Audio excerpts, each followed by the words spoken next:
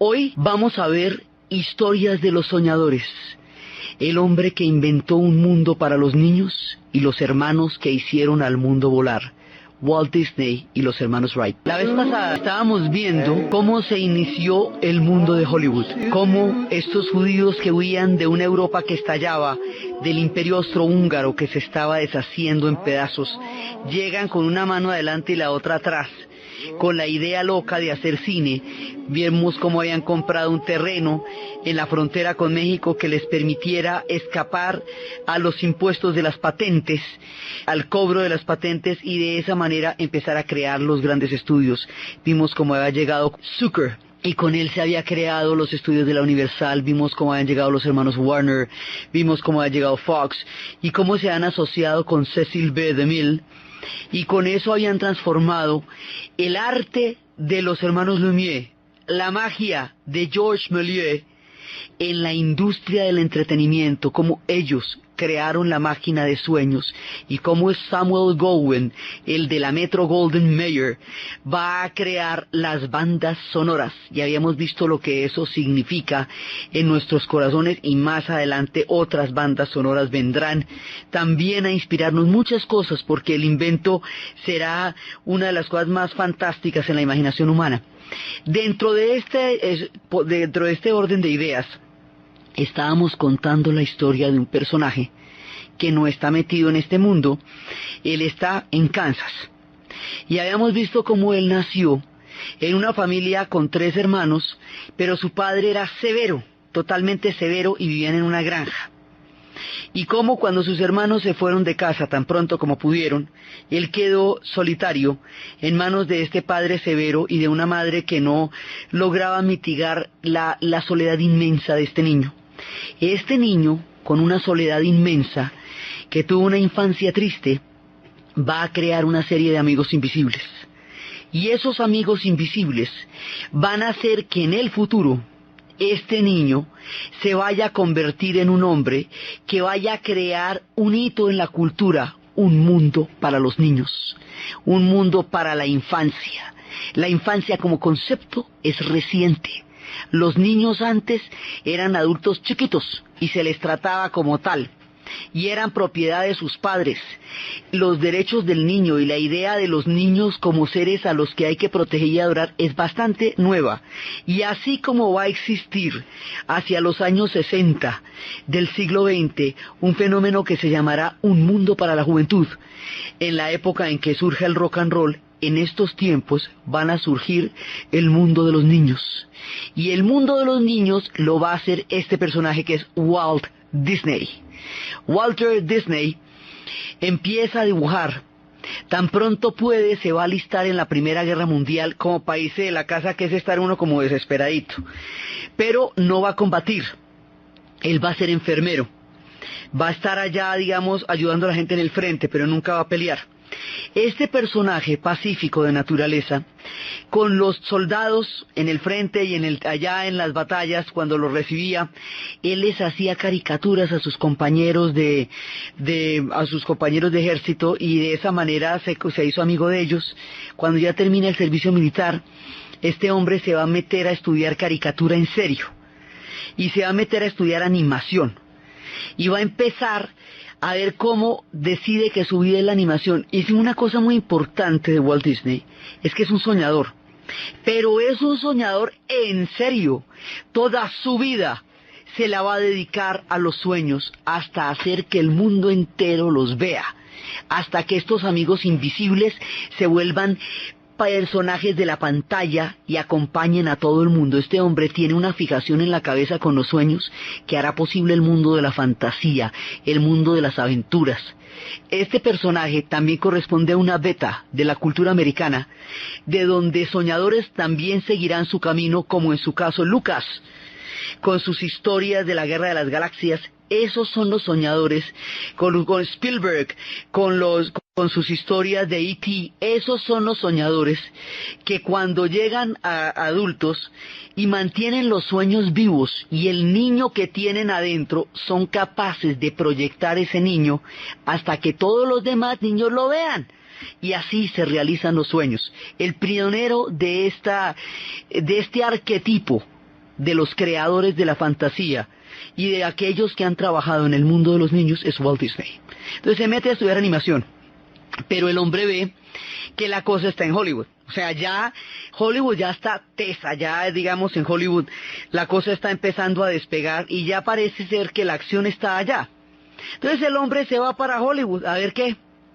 Se va para Hollywood y va a crear un personaje y lo va a mostrar.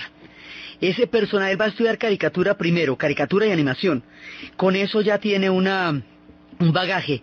Salió entonces una película animada, uno de los primeros cortos animados que se llamaba El Gato Félix. Y Walt Disney lo ve y dice, claro que esta es, en esas me voy a montar yo, eso es lo que yo voy a hacer en la vida, ya la tengo. Y se pone a estudiarlo, lo que se sabe en ese momento. Y luego se va para Hollywood y les da un personaje que se llama Osvaldo el Conejo con Suerte. Cuando les da el personaje, y el personaje lo empiezan a llevar a los pequeños formatos de caricatura, el personaje tiene mucho éxito. Cuando el hombre les dice, este personaje está teniendo éxito, ¿cuánto me deben por él? Le dieron, ¿cuánto le debemos de qué? Si usted firmó un contrato en que nos daba los derechos y las regalías. Qué totazo el que se da este hombre. Dice, uy, qué cosa tan tenaz, yo no sabía que eso podía pasar. Yo no sabía. Esa tumbada fue dramática para un hombre que estaba empezando a surgir.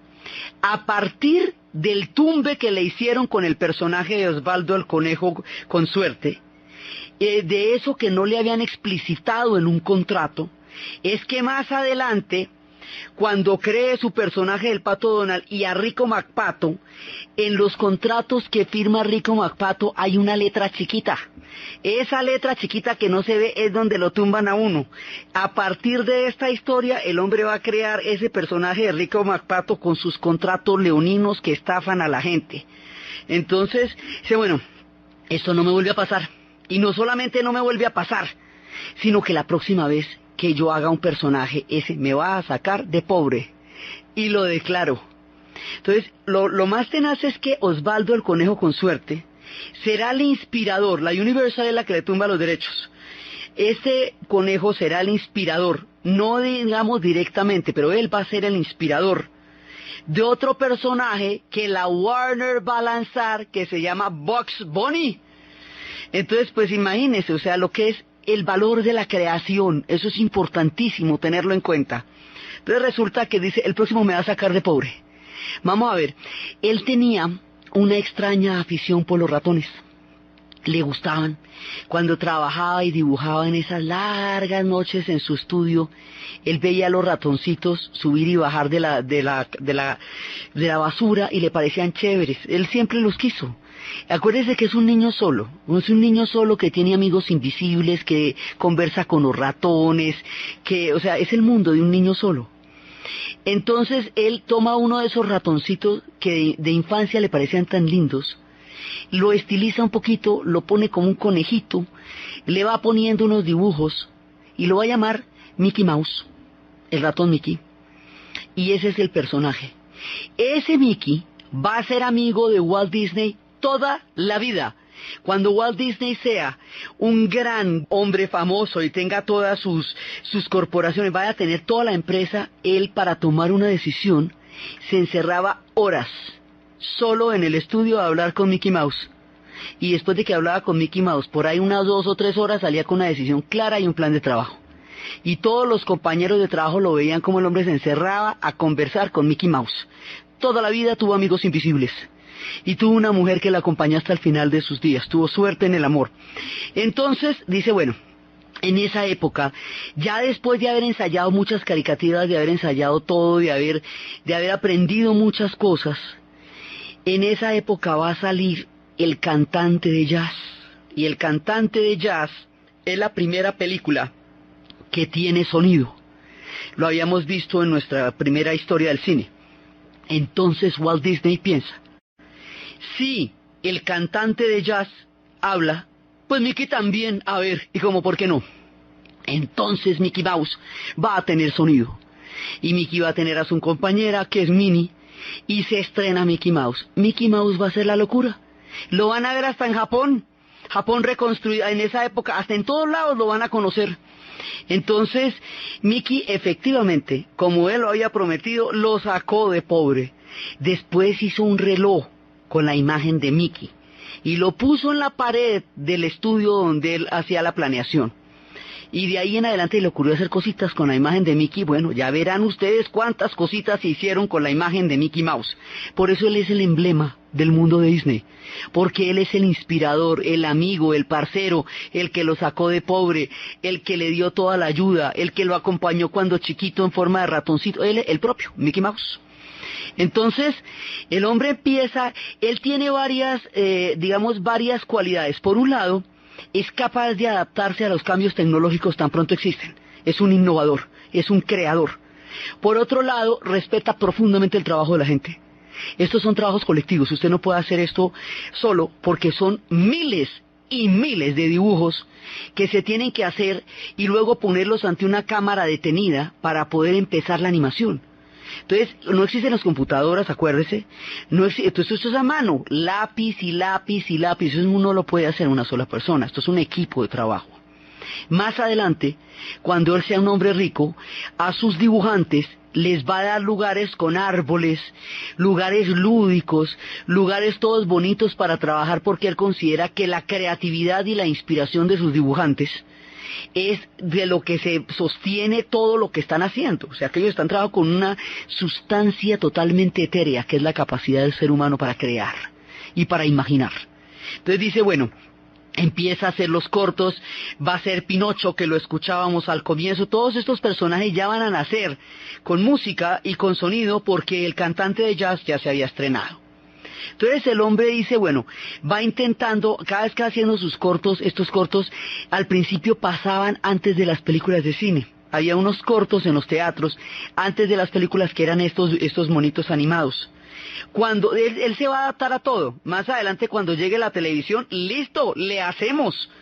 Se le tiene monito, el hombre se mete en la que toca, no, mejor dicho, nada lo arruga. Pues la televisión después va a ser una prueba de fuego para muchos, porque él lleva el cine a su casa. Entonces por eso Cecil B. DeMille va a hacer las grandes superproducciones como Los 10 Mandamientos, que no se pueden ver en televisión, o Samuel Goldwyn va a hacer programas sumamente atrevidos como ¿Quién le teme a Virginia Woolf? O Una gata sobre el tejado caliente, que con la censura de la época nunca se podrían ver en una pantalla de televisión, por lo menos no en esa época. Y así, cada cual se defendió. Walt Disney no, el hombre se mete en la televisión también, no hay problema. A todo se le puede. Y cuando se vaya a meter en el futuro en la televisión, es cuando va a diseñar los espacios desde la tierra de la fantasía, desde la tierra de las aventuras, desde la tierra del viejo oeste y desde la tierra del mañana. Y desde la tierra del mañana llevaba al hombre a la luna, desde la tierra de la fantasía llevaba a Mickey Mouse y desde la tierra de las aventuras era los animales, pero en esa época no existía ni Animal Planet, nada de eso. Entonces las historias de los animales, las historias de todos los personajes del mundo animal era una parte, y desde el viejo oeste.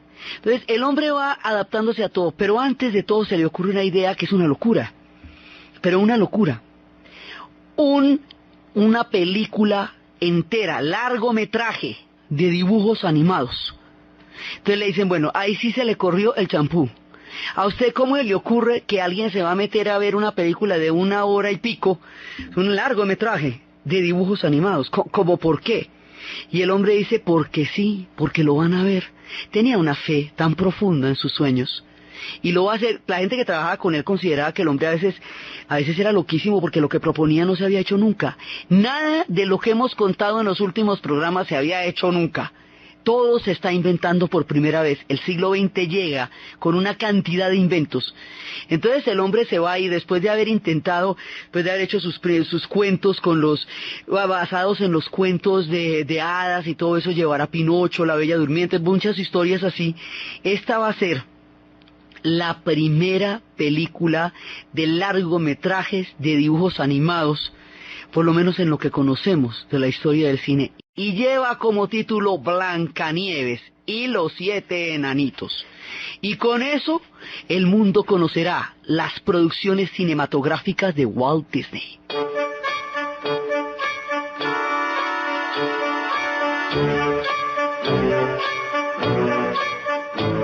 Cabalga, barca, barca, eso es cavar, cavar, cavar, cavar, cavar, cavar, y no menos cavar. Tenemos ya tan pillo solo con cavar. Todas estas historias llegan a nuestro país dobladas, evidentemente porque a los niños no los van a someter a la velocidad de los subtítulos, pero es la primera. Y cuando la gente la vea, pues la van a ver, aquí se verán dobladas, los enanitos cantarán en español, como todos los personajes de Disney. Entonces, esto, contrariamente a lo que se imaginaban, resultó un éxito total, pero un super éxito. Entonces, con la plata que se recaudó, de todo, porque él se aprende lo de la regalía, lo de los derechos de autor, o sea, él aprende a manejar ese tema porque lo aprendió con sangre, entonces lo aprende a manejar. Entonces, con lo que va a recaudar de Blancanieves y sus 7 enanitos, ¿a quién se le puede olvidar esa imagen de Blancanieves con su traje blanco y rojo, con la manzana, con los 7 enanitos cavando mientras ella está en la casa, la viejita con la manzana? Esto es absolutamente indeleble en la imagen colectiva, la historia de Blancanieves.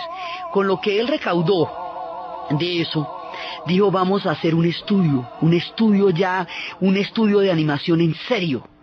A ese estudio que él construyó a partir de esa película lo llamará el estudio que construyó Blancanieves, porque Blancanieves le dio el billete para poder hacer un estudio. Entonces con eso va a empezar a crear un montón de personajes, y ahí es cuando va a crear primero al Pato Donald. Pero el Pato Donald es un personaje tan importante, tan central, tan fundamental, que alrededor del Pato Donald se va a crear un mundo. Los Hugo, Paco y Luis, los 3 sobrinos. Se va a crear Rico McPato, el hombre que estafa a la gente con sus contratos y es increíblemente avaro, como eran muchos empresarios de esa época, inescrupulosos en las épocas, pues de esas y de otras. Ahí va a ser el Rico McPato. Giro sin tornillos, es la época en que se está inventando todo, así que hay una cantidad de gente loca intentando por ahí volar. Giro sin tornillos también va a estar allá, y va a crear, pero cantidades de gente que alrededor del Pato Donald, en un día que a él le dieron muchísimos Óscares y muchísimos reconocimientos porque él tuvo todo su reconocimiento en vida.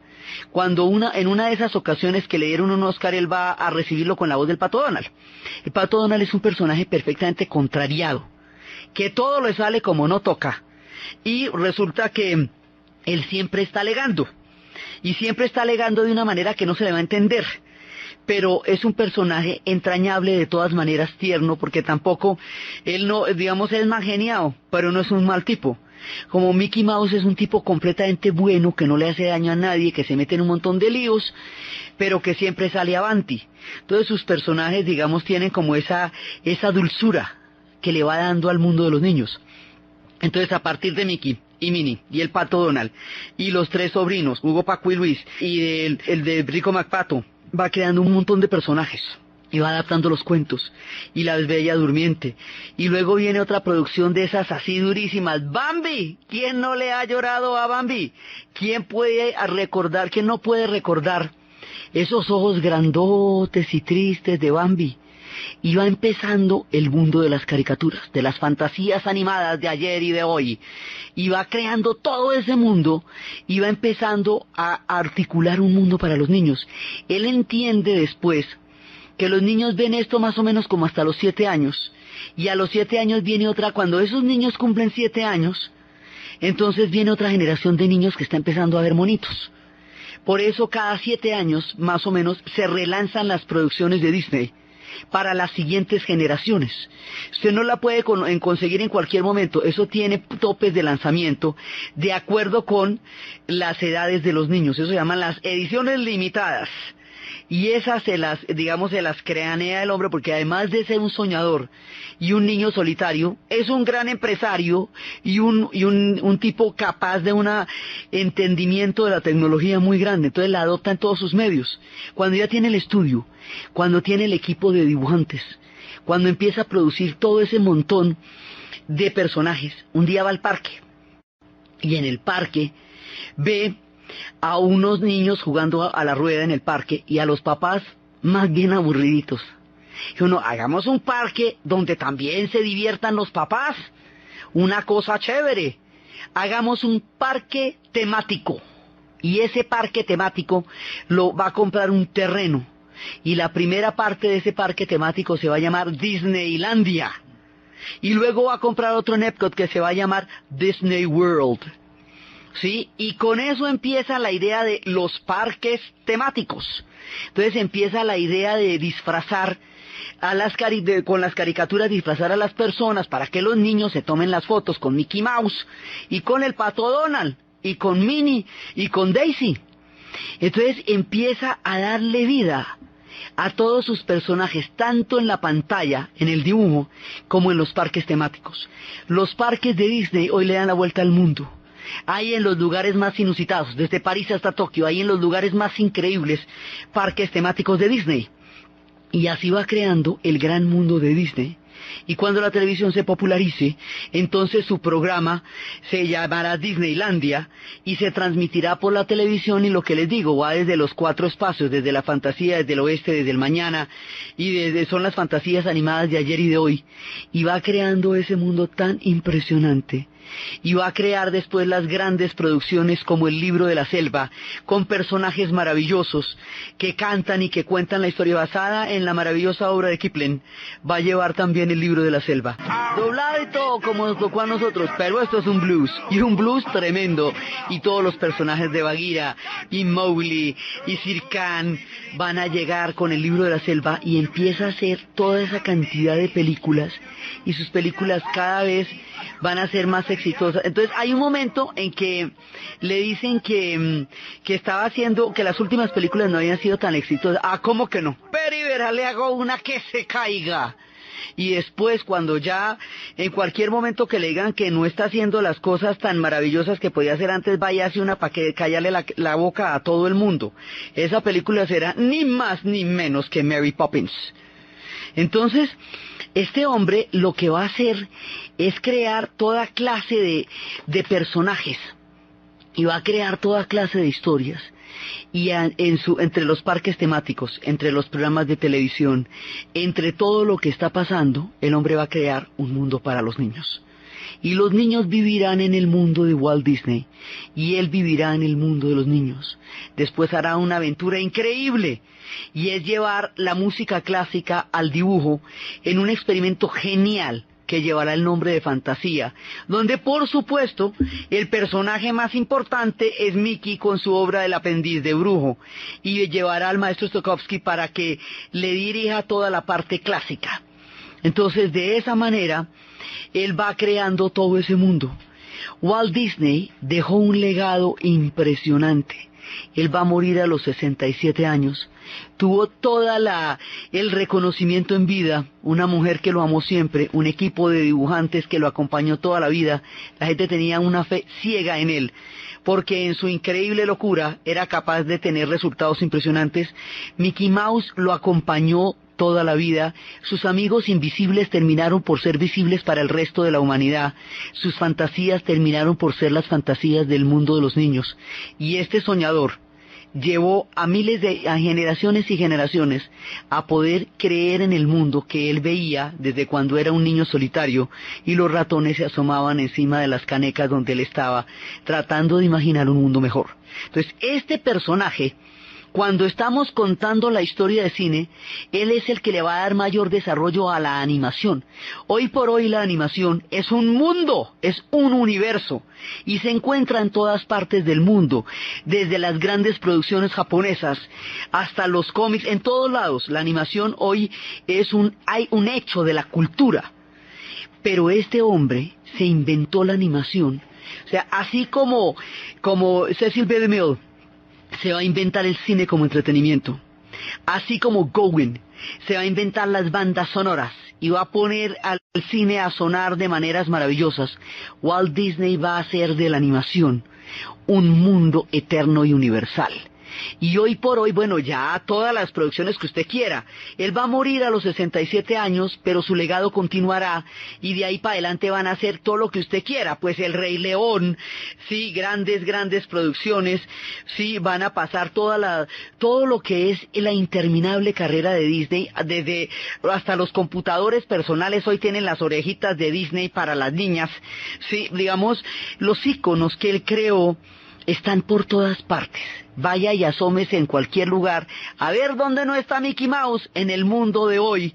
Ya ha terminado el siglo XX, siguen poblando sus amiguitos las historias de los niños que vienen y empiezan a soñar con los dibujos de Disney. Este es el soñador.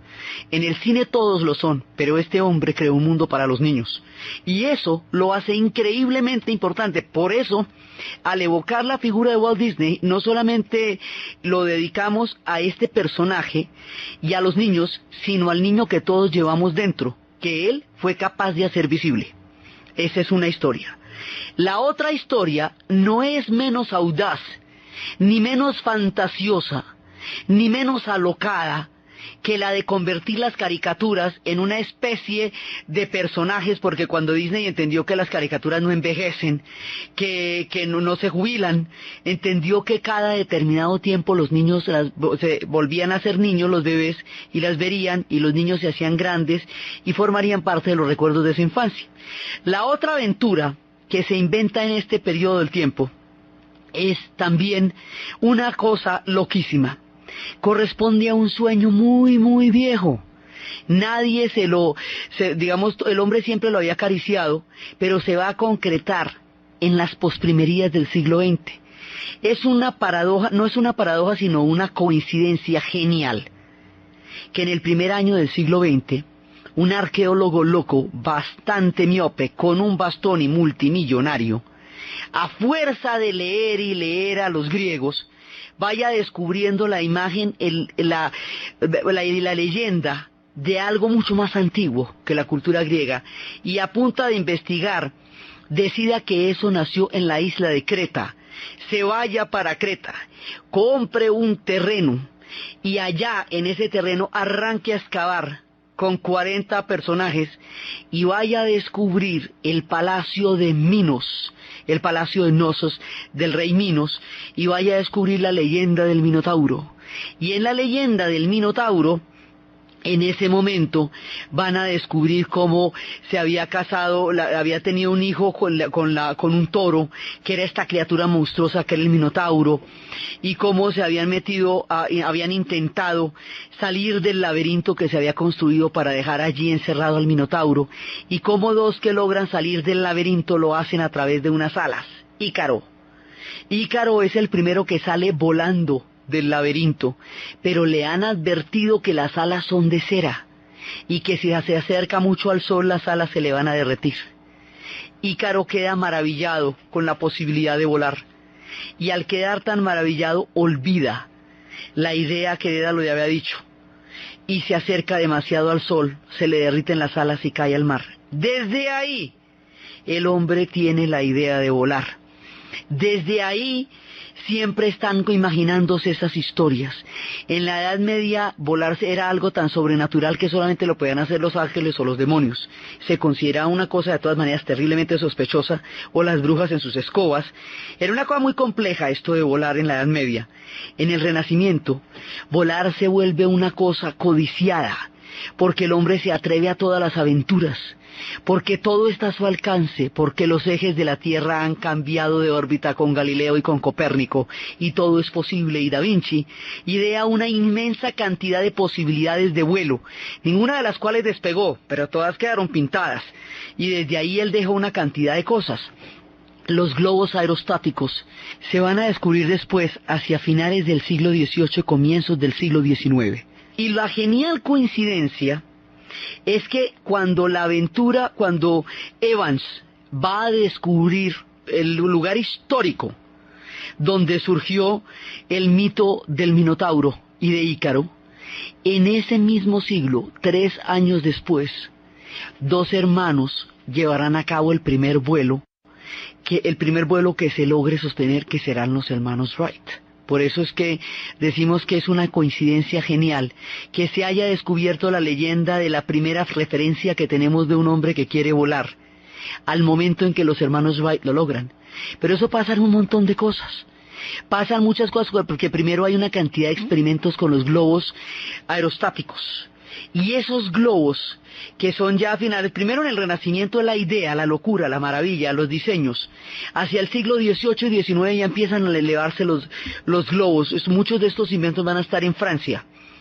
Cuando los globos se elevan, empiezan a dar esa sensación maravillosa. Aún sigue siendo tremendamente mágico volar en globo, sentir esa paz, ese ruido que solamente da el gas en la llama, y mirar un paisaje maravilloso con un silencio increíble que solo existe a las alturas de los globos aerostáticos. A esas figuras míticas y poéticas de los globos canta Jethro Tull, estos invitados permanentes de nuestro programa, que son una mezcla entre lo barroco, el pasado, el futuro y la poesía y el rock, y nos cuenta de un vagabundo que está siendo llevado por los globos, que se lo llevan de la tierra con sus colores, y que pide que le corten el hilo, porque si no se va a ir y queda totalmente desvinculado de la tierra, porque los globos parecen llevárselo con su imaginación.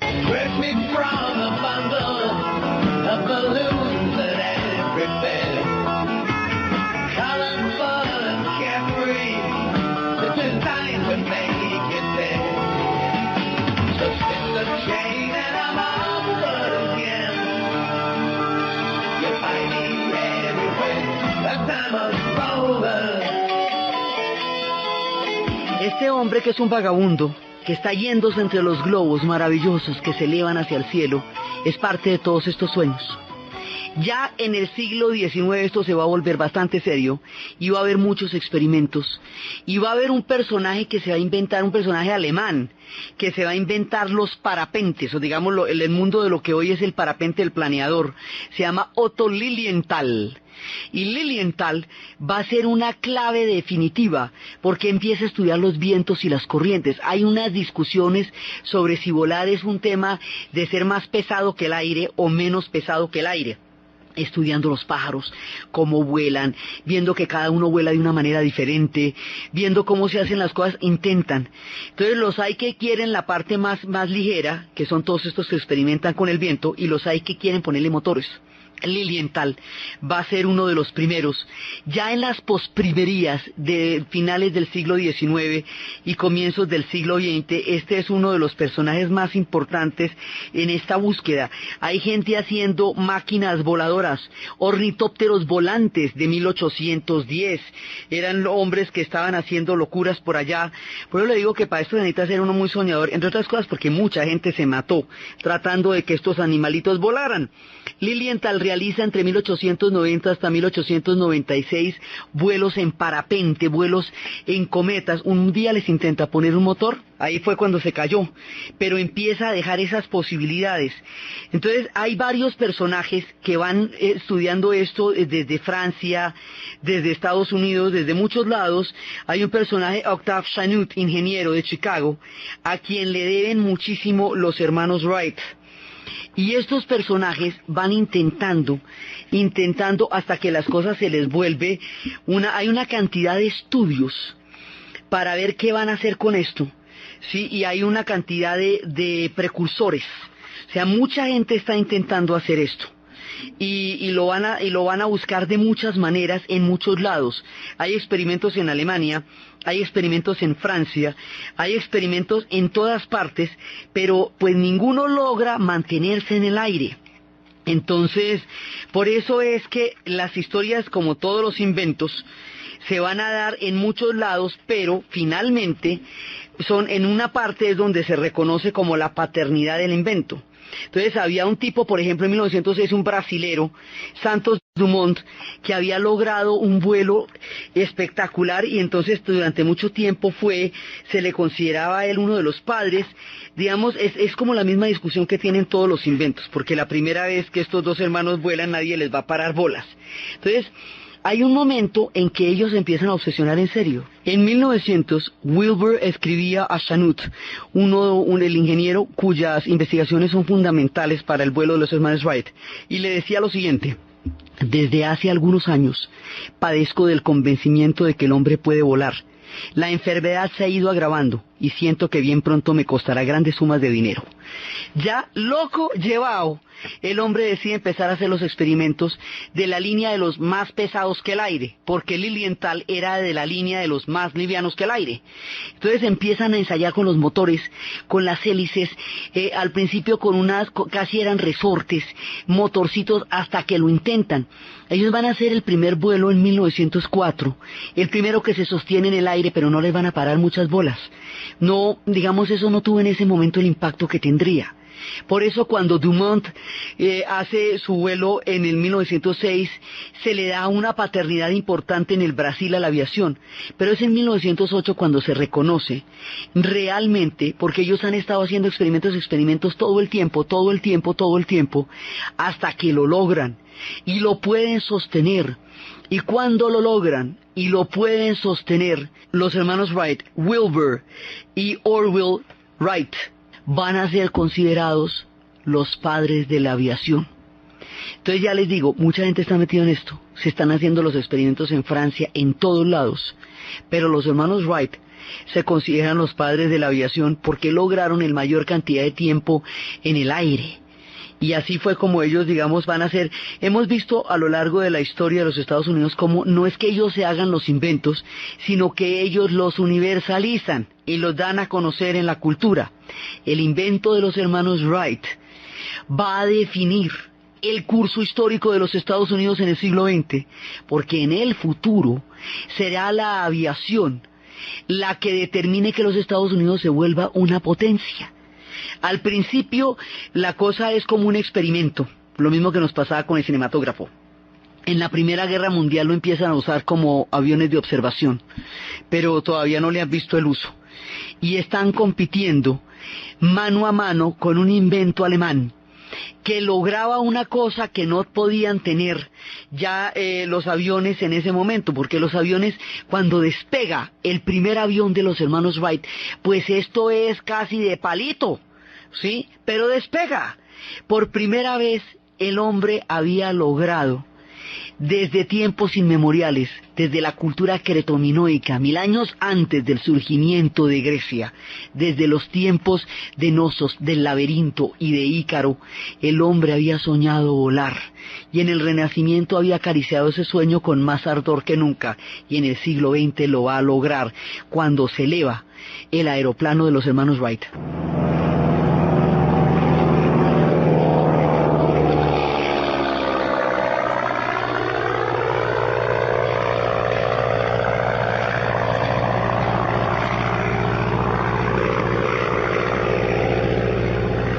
Ahí es cuando empieza a cambiar el mundo. Eso después van a pasar muchas cosas, pero entonces hay una competencia muy grande. Una competencia muy grande que se va desarrollando también a partir de los globos y de todo este tema, y es capaz de cargar pasajeros. Durante la década de los 20 esto va a ser muy importante, lo van viniendo desarrollando desde hace rato en Alemania, pero ya después se va a convertir en una manera confortable, elegante, lujosa y chévere de cargar pasajeros. Se van a llamar los Zeppelines, por Otto von Zeppelin, alemán. Y estos Zeppelines parecían que iban a ganarle la carrera a la aviación. Parecían que serían mucho más viables en el futuro que los aviones que en ese momento eran tan incipientes, cuando los Zeppelines ya estaban bastante desarrollados y cuando ya podían cargar pasajeros. Pero una tragedia terrible va a dar al traste con la historia de los Zeppelines a partir del problema del hidrógeno, que es sumamente inflamable. Y entonces cuando el 6 de mayo de 1937 se cae el Zeppelin cerca de Nueva York, se incendia y la gente sale de ahí quemada en la ropa, esa imagen desgarradora, esa tragedia termina con el brillante y promisorio futuro de los mundos de los Zeppelines. El recuerdo de este varón von Zeppelin y un poco y toda la tragedia y toda la ilusión de los Zeppelines, uno de los grupos más importantes de toda la historia de la música rock, forjador e inspirador de todos, llevará por estos tipos el nombre de Led Zeppelin. Dentro de este orden de ideas, por supuesto, están construyendo una escalera hacia el cielo. Stairway to Heaven. Entonces, esa gente va a perpetuar la idea de los Zeppelines a través de su profunda influencia en la música en el futuro. Pero los Zeppelines quedaron sepultados en esta tragedia del Hindenburg, que se llamaba el Zeppelin, que se estalló en llamas, porque el tema del combustible no lo podían manejar todavía, y eso se va a aprender. Entonces, hay que desarrollar los aviones para que puedan hacer lo mismo que hacían los Zeppelines. Hay que desarrollar la aviación comercial. Hay que desarrollar los DC-3 que puedan cargar pasajeros, pero también a alguien se le va a ocurrir que los aviones pueden servir para la guerra, porque todo lo que se inventa el hombre, alguien lo tuerce y lo usa para la guerra. Entonces, en la Primera Guerra Mundial, los aviones solamente se utilizaban como, eran especies de espías para mirar. Después se les intentaron poner una ametralladora, pero entonces imaginen que se cruzaba con la hélice. Después a alguien se le ocurre sincronizar la hélice con la ametralladora para que no se caiga el piloto, y se veían las historias del Barón Rojo, que luego recrearía Snoopy en todos los posibles personajes que él sería. Pero esto todavía, digamos, está crudo. Después de la Primera Guerra Mundial, esto tiene un tiempo en el que todavía no logra como despegar, y luego sí van a surgir la aviación comercial y la aviación bélica. Los Estados Unidos más adelante, en la Segunda Guerra Mundial, va a concebir la aviación no como un soporte de los tanques, como harían los alemanes con la Luftwaffe, que también tiene una historia paralela con la aviación, sino como una fuerza en sí misma. Es decir, los aviones siendo el centro del combate. Siendo los aviones el centro del combate, entonces, en ese momento ya serán una fuerza imbatible, y eso es lo que los va a volver a ellos potencia. Desde el punto de vista militar, ellos van a ser unos duros en los aviones, y desde el punto de vista de la aviación comercial, de ahí en adelante los sueños estarán al alcance de todos. Cuando ya esto se vuelva un invento al alcance de todo el mundo, cuando todo el mundo pueda coger un avión, cuando todo el mundo pueda soñar con eso, Frank Sinatra invitará a volar. Frank Sinatra invita a todos lados, a los más exóticos, al Perú, a Bombay, a los sitios más increíbles sobre el cielo azul, como si fuera una alfombra mágica. Ya los aviones están surcando los cielos y el mundo cambiará para siempre, tanto que a nosotros nos decían que habíamos pasado de la mula al jet, porque la aviación aquí se desarrolla muchísimo, porque con las montañas era una manera mucho más fácil de transportarse en un país tan montañoso. Sí, pero ellos empiezan estas historias a partir de la locura soñadora de los hermanos Wright. Y hay que ser tan loco para poderse montar en esos aparatos y volar, como para poner a hacer hablar a los ratones, y que el mundo vea a los amigos invisibles y se los crea y se haga amigo de ellos.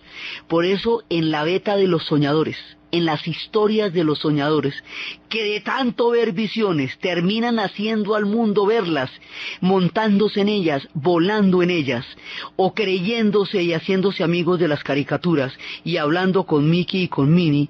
Por esas historias hoy invitamos en este programa a los soñadores, así como hemos invitado a los espíritus libres. Hoy invitamos a los soñadores, y en materia de los soñadores, literalmente el cielo es el límite, porque lo que esta gente fue capaz de visualizar habría de cambiar el mundo para siempre. El uno porque creó la cultura infantil, y los otros porque conquistaron el más antiguo de todos los sueños del hombre, los cielos, volar. Y desde ahí, la historia de los Estados Unidos estará determinada profundamente por la aviación. Ya más adelante los ingleses harán su propia aviación, y en la plena guerra se inventarán los radares para poder ubicar el mundo de los aviones, que primero son un invento bélico, pero después van a ser un invento comercial sin el cual no puede despegar nadie. Y ya después los aviones empezarán a formar parte de la vida cotidiana hasta que resultan casi invisibles, hasta que sea totalmente natural que Elton John le diga a su amigo Daniel que se va a subir en un avión y que se está despidiendo con la mano, y él puede ver las luces rojas cuando Daniel se vaya. Entonces, desde los espacios de los soñadores, desde los espacios de un mundo para los niños, desde los amigos invisibles de Walt Disney, desde su profunda fe en los sueños, desde la locura delirante de los hermanos Wright, desde toda la gente que murió en el aire tratando de volar, los de los globos geostáticos, los de las máquinas voladoras, los de los parapentes, hasta los que lograron despegar los aviones, hasta el espíritu de San Luis que cruzará por primera vez el Atlántico en la figura de Lindbergh. Desde todos estos espacios de los cielos, en la narración Diana Uribe, en la producción Jessy Rodríguez, y para ustedes, feliz fin de semana.